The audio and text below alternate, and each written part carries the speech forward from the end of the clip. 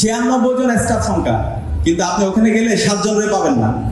এবং আমাদের এই মেডিকেল সেন্টার সেটা হলো ইমার্জেন্সি ছিল 2 তলায়, বা আমাদের সারা বিশ্বের মধ্যে মনে হয় একমাত্র মেডিকেল সেন্টার যেটা ইমার্জেন্সি 2 তলায়। 6,70,000 নারী পৃথিবীতে ব্রেস্ট ক্যান্সারে মৃত্যুবরণ করেছে, এবং তারা দেখিয়েছে এখানে 157টি দেশে বর্তমানে নারীরা ব্রেস্ট ক্যান্সারে আক্রান্ত, এবং এর মধ্যে বাংলাদেশের প্রায় 18% নারীরা এই ব্রেস্ট ক্যান্সারের সাথে তারা আক্রান্ত। তো এই যে নারীরা আক্রান্ত, এগুলো নিয়ে কোনো ধরনের কথা হয় না, এটাকে একটা ট্যাবু করে রাখা হয়েছে। একটু আগে শেরিন ম্যাম যে কথাটা বলে গিয়েছে, তো এই ট্যাবুটা ভাঙার জন্য কিন্তু আজকে এই আয়োজন। আমরা যদি আগে থেকে এই ক্যাম্পেইন এবং আমরা অ্যাওয়ারনেস নিজেদের মধ্যে অর্জন করতে পারি, তাহলে এই ইস্যুটা আমরা ডিল করতে পারি। তো আমাদের এই সমাজের মধ্যে আমাদের এই ট্যাবুকে ভাঙতে হবে এবং এই অ্যাওয়ারনেসগুলো ডেভেলপ করতে হবে। আমরা ঢাকা বিশ্ববিদ্যালয় থেকে শুরু করেছি, সারা দেশে আমাদের এই অ্যাওয়ারনেসটা ছড়িয়ে দিতে হবে। সেই জন্য আজকের এই আয়োজন, আমি বারডেম হাসপাতালকে আন্তরিকভাবে ধন্যবাদ জানাচ্ছি। তারা এক্ষেত্রে পায়োনিয়ার হয়েছে। ঢাকা বিশ্ববিদ্যালয় থেকে জুলাই বিপ্লব শুরু হয়েছে, সারা দেশে সেই আন্দোলন ছড়িয়ে পড়েছে এবং আমরা আজকে আজাদি পেয়েছি। এবং আজকের যে আমাদের যে হচ্ছে ব্রেস্ট অ্যাওয়ারনেস ক্যাম্পেইনের যে প্রোগ্রাম, সেই ক্যাম্পেইন আমরা আশা করবো সারা দেশে এই ধরনের ক্যাম্পেইন হবে, এবং এই ধরনের ক্যাম্পেইনের মাধ্যমে আমাদের বোনরা, আমাদের মারা এবং নারীরা তারা সচেতন হবে, এবং আমরা এই মহামারী থেকে, এই রোগ থেকে আমরা মুক্তি পাবো ইনশাআল্লাহ। দ্বিতীয়ত, আমরা আমাদের এই সমাজে নারীদের নিয়ে বিভিন্ন ধরনের ডেভেলপমেন্ট প্রজেক্ট হয়, বিভিন্ন ধরনের আমরা প্রজেক্ট দেখতে পাই, কিন্তু আলটিমেটলি নারীদের মুক্তির জন্য কোনো কাজ হয় না। সেই প্রজেক্টগুলো আমরা যদি বিগত ফেসিবাদে আমরা দেখতে পাই, অনেকগুলো বড় বড় প্রজেক্ট ছিল, সেই প্রজেক্টগুলো আলটিমেটলি ফেসিবাদের পারপাস সার্ভ করছে, ফেমিনিজমের নামে ফেসিবাদের পারপাস সার্ভ হয়েছে, কিন্তু নারীদের মুক্তি হয় নাই। তো সেই জায়গায় আমাদের স্ট্রাকচারাল একটা চেঞ্জ দরকার, আমাদের পলিসিগত চেঞ্জ দরকার।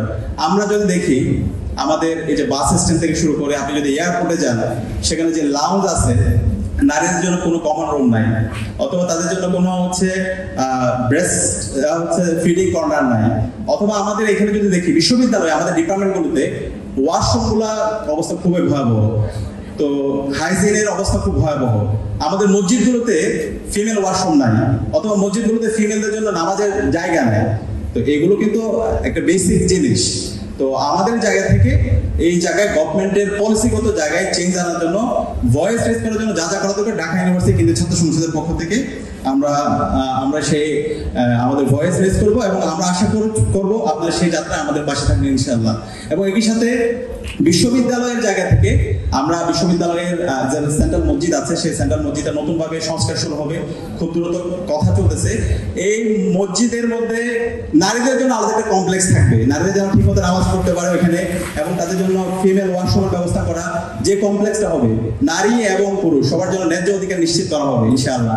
এবং একই সাথে প্রত্যেকটা ডিপার্টমেন্টের যে কমন রুম এবং হচ্ছে ফিমেল ওয়াশরুম, সেগুলো যেন নিট অ্যান্ড ক্লিন থাকে, হলগুলোর হাইজিনের ব্যবস্থা যেন ভালো থাকে, সেটার জন্য আমরা আমাদের জায়গা থেকে কাজ করছি। এবং একই সাথে আমাদের ডাকসুর পক্ষ থেকে আমরা ইতিমধ্যে অনেকগুলো উদ্যোগ হাতে নিয়েছি। আমাদের কমিটমেন্ট ছিল আমরা আমাদের শিক্ষার্থীদের স্বাস্থ্যের নিরাপত্তা এনশিওর করব, এবং সেই অংশ হিসাবে আমাদের প্রতি মাসেই হেলথ ক্যাম্প শুরু হয়েছে। আপনারা দেখতে পেয়েছেন গত মাসে আমরা জগন্নাথ হল এবং শামসুন্নাহর হলে শুরু করেছি, এবং এই হেলথ ক্যাম্প প্রতি মাসে আমাদের চলতে থাকবে। একই সাথে আমরা প্রাইভেট মেডিকেলগুলোর সাথে এমওইউ করছি, বিভিন্ন মেডিকেল ইতিমধ্যে আমাদের সাথে কথা বলেছে, বার্ডেনের সাথে আমাদের কথা হচ্ছে।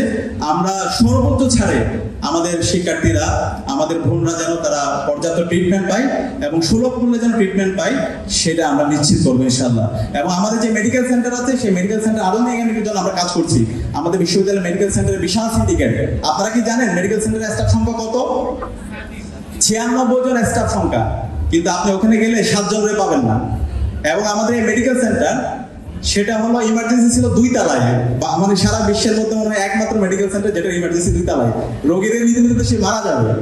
তো আমরা আসার পরে এই সিন্ডিকেটকে আইডেন্টিফাই করেছি, যে প্রবলেমগুলো ছিল সেগুলো আইডেন্টিফাই করেছি, এবং এর আগেও আমাদের স্বদেশ শিক্ষকরা এটা নিয়ে কাজ করছিল, বিভিন্ন স্টেক হোল্ডার কাজ করেছিল।